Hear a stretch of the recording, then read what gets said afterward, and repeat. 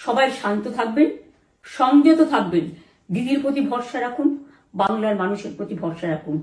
আমাদের মামাটি মানুষের সরকারই আমরা গঠন করছি এবং করব। নিশ্চিন্তে থাকুন, নিশ্চিন্তে শান্তভাবে সংযতভাবে থাকুন।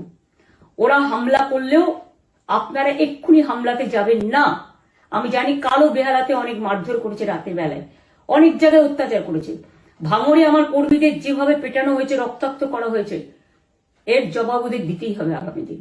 এর জন্য আমরা ব্যবস্থা করবো। আপনাদের আইন হাতে তুলে নেওয়ার দরকার নেই।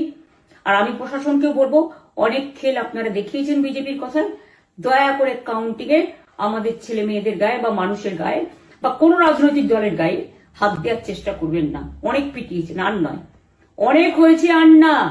বাংলা আপনাদের নয়, বাংলার মামাটি মানুষ বাংলার দখলে, বাংলারা বহিরাগতদের